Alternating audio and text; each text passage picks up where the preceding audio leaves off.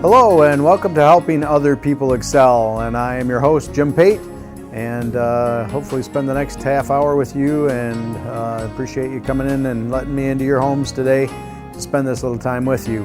HOPE, or Helping Other People Excel, is the acronym here, and that's what we aim to do here at HOPE. We want to try and help you excel, help you get past maybe some of the little things that life tends to want to throw at you, and do it victoriously and live an exciting life. So that's how we should live. And so before I get started, I want to thank WCET Television for hosting our show and engineering it, creating it, putting it together, making it happen, and their fine studio with all this new digital equipment. We sure enjoy using that and appreciate their efforts behind the scenes to make this all happen.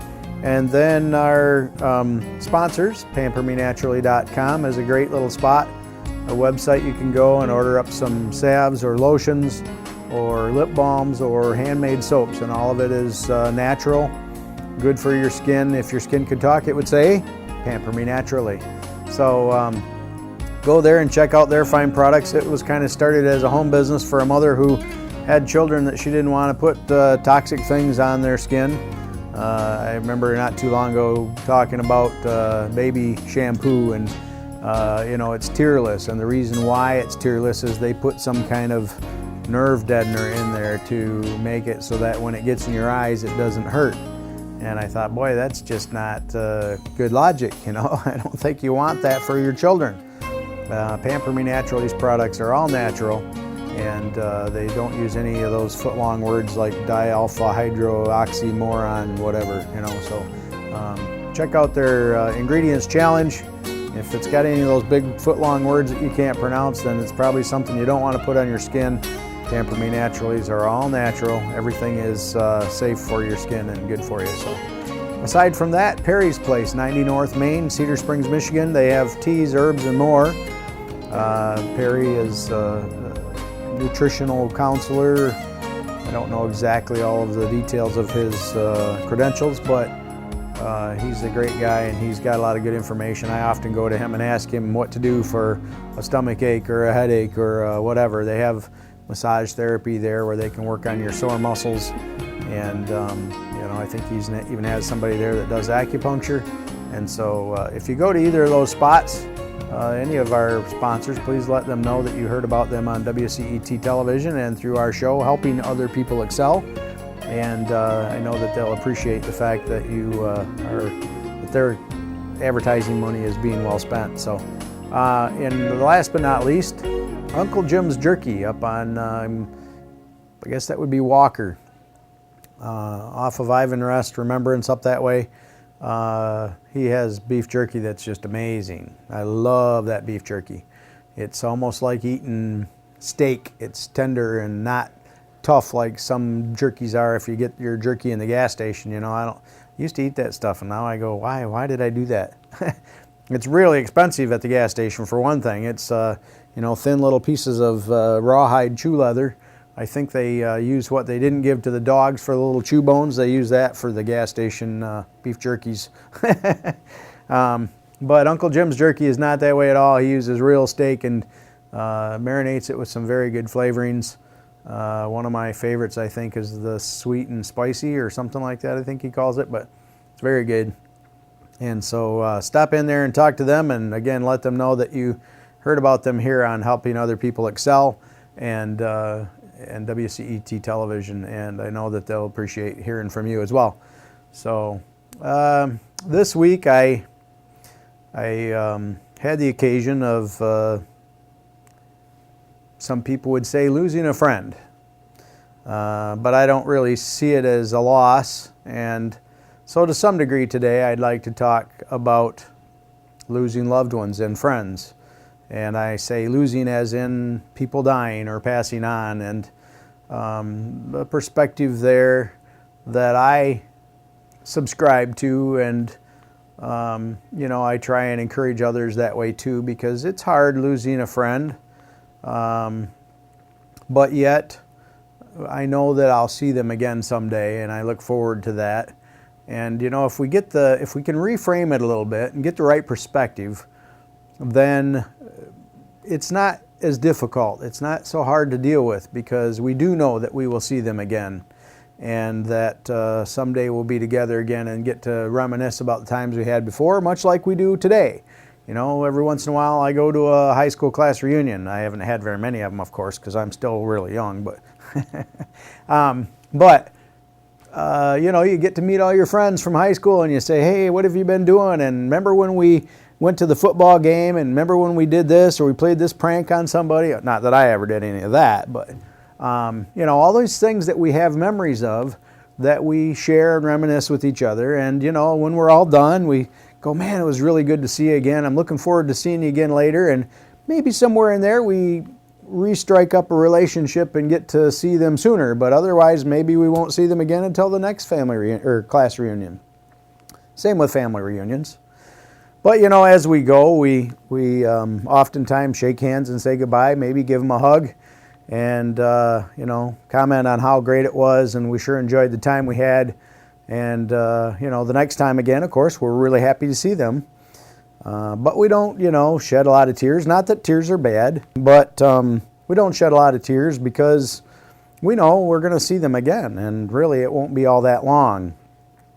And this friend that passed on out of our lives here on this earth with me this recently, you know, I've known her and her husband for over 30 years. As we sat down and discussed it, we talked about how long it had been, and you know, honestly, I was just stunned that it had been that many years. It didn't seem like 30 years had passed since I'd known them, you know. And so my thoughts at the time were, boy, it's just really amazing that, you know, time went so quickly. It was 30 years ago that I met them, and here it is 30 years later, and she's now leaving and going on to her next journey. And you know, here I'm thinking about how quickly that time went. 30 years from now, I will be maybe leaving myself and joining her in that journey, in that next phase of our existence. And if that's the case, if I make it another 30 years, if it goes as fast as the last one did, you know, it's really not going to be that long, and I'll be spending time with her again, and we'll be sitting down at the table and having a Coke together or whatever it is we drink over there. And, you know, reminiscing about the times we had while we were here. And, you know, it's been said that life is like a roll of toilet paper.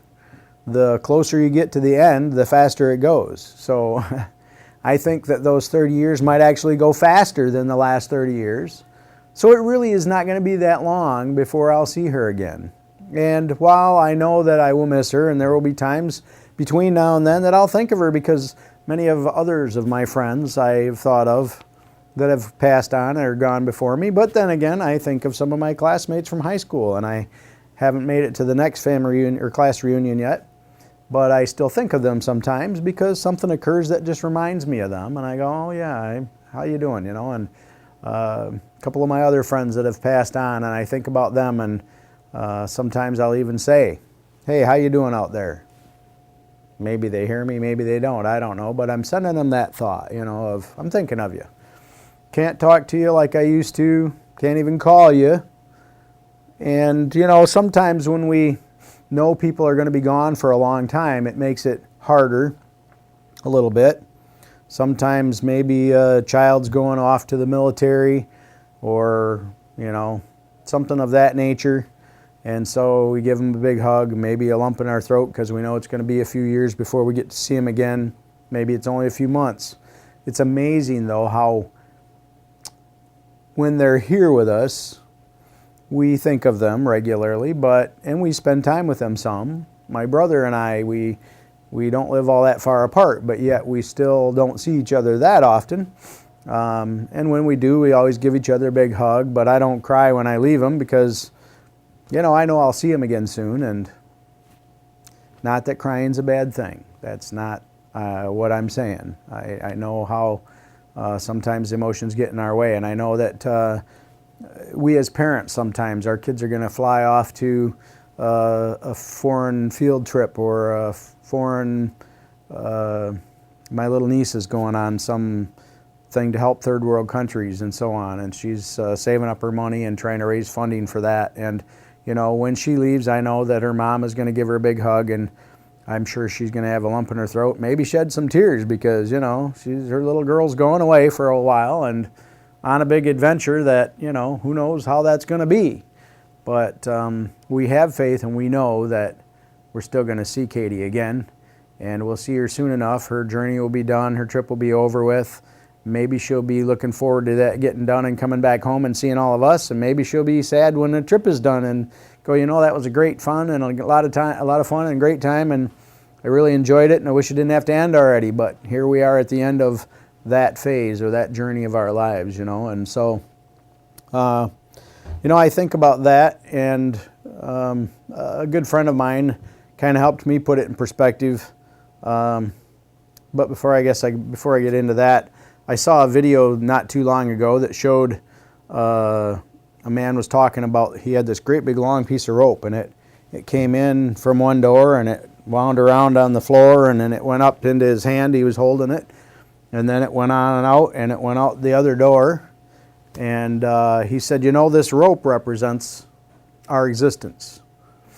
We came from somewhere, and then we get to this little section here, and he had a little part that was painted red, and he said, and this is our time here on earth.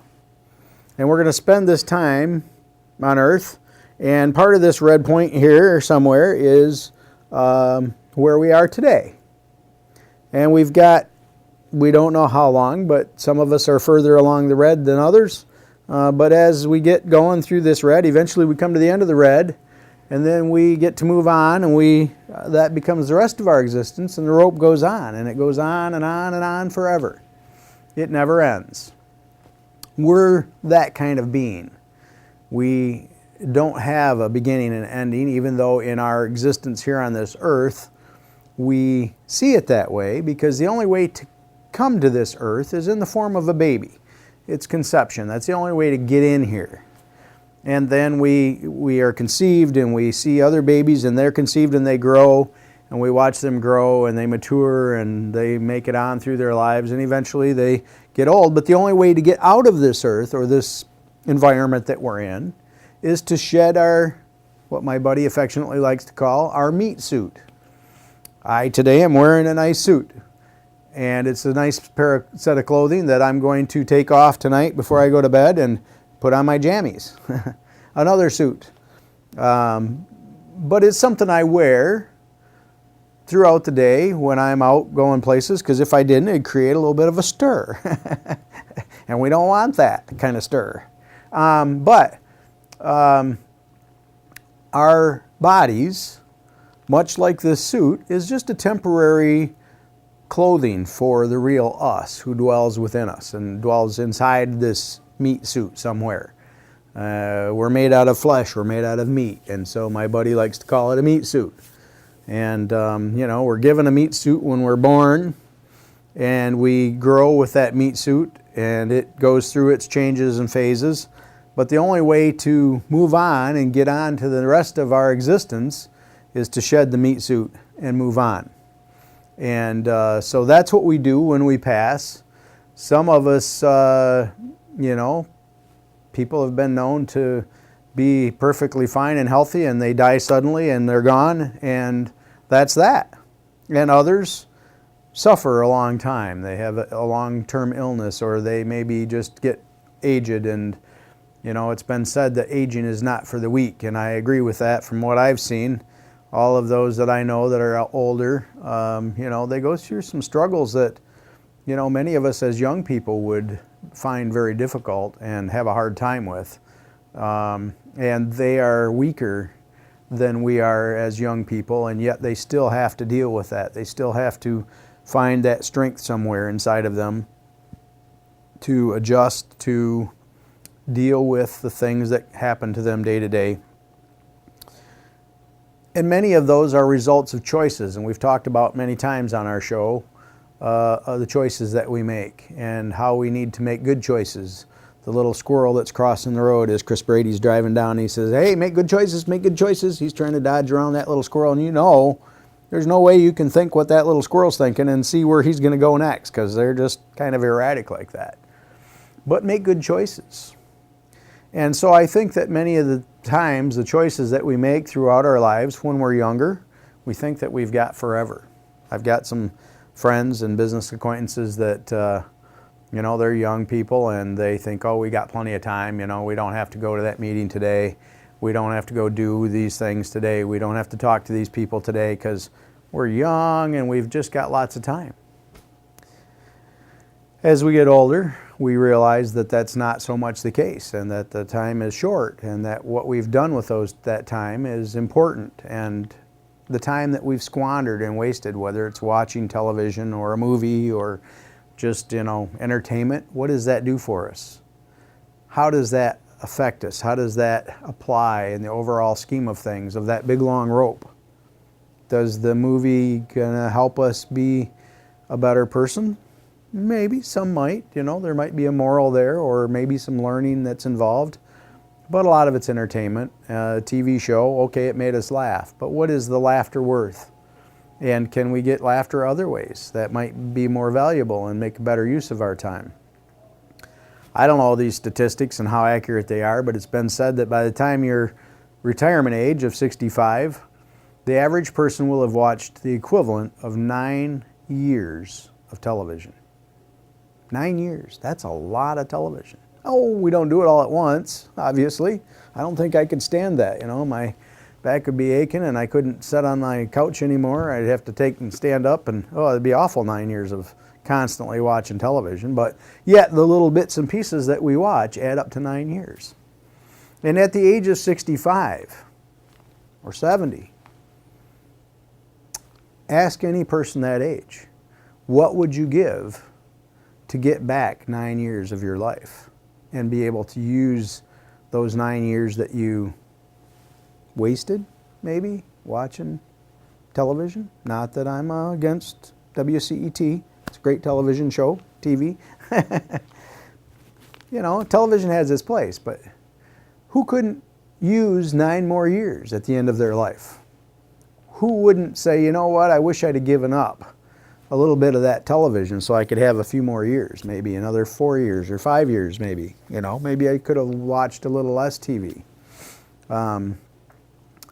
But, the choices we make, that's the real key there. The choices to eat healthy as opposed to eating some of the fast food joints, and I'm not going to mention any names. I don't know why they call that food. I don't know how they get away with calling that food, because it resembles food, but that's about the extent of it. There's very little nutritional value or, anything good for you. And, I've been guilty of eating some of that myself, although I try not to anymore, partly because I recognize that I'm older and my body doesn't like that so well anymore. But, young people, children are maturing, they're growing, and they need nutrition for their bodies to be healthy. So not getting that nutrition at their young ages means that something may not develop as good as it could have or should have. And somewhere down the road, 65, 70 years old, maybe even earlier, maybe 40 or 50, they start having gallbladder issues or liver problems, or maybe the heart issues, cholesterol problems, all of these things. Those are the results of choices that we've made early on. Now, we can't go back and fix the choices we made when we were younger.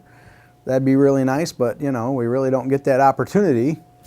But there's 2 good times to plant an oak tree. If you're looking to harvest an oak tree, one is 30 years ago, because they grow really slowly, and we don't see the results of their growth right away. So 30 years ago would be the best time to plant a tree, an oak tree.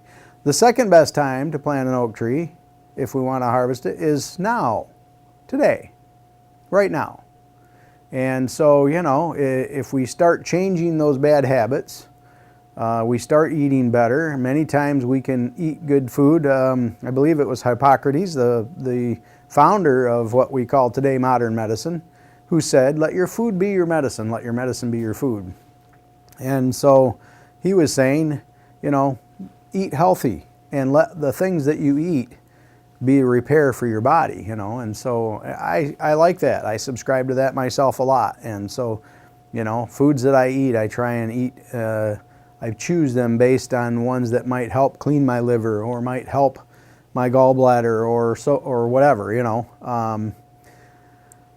So those choices are important. The things we do, the things we watch, you know, are we listening to something that's going to be entertainment and tickle our ears? Are we going to a church that preaches us a sermon that makes us feel good? Or are we legitimately really trying to learn something and we're really putting input in that's going to help us be a better man tomorrow or a better woman tomorrow? Those things are also important, and they make a difference on our future.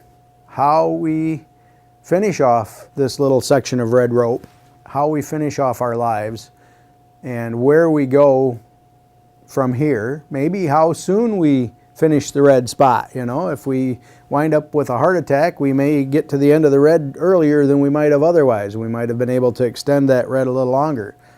I personally have watched many people suffer their last years of their lives, and none of us are going to make it out alive. We have to shed this meat suit in order to progress to the next level. However, the difference can be whether we live a good, fulfilling, exciting, energetic life right up till the end, or whether we wind up in a nursing home somewhere with others taking care of us and doing things for us because we're unable to care for or take care of ourselves, feeding us, dressing us, bathing us, all of these things. I, for one, don't want to live like that. I want to live the victorious life that God intended me to live. I want to live knowing that I'm doing the best I can day to day and that I'm doing the best I can for others, for you, to help other people excel. Bring hope to your lives. That, to me, is my passion, I guess. You know, what I really long for, what I live for.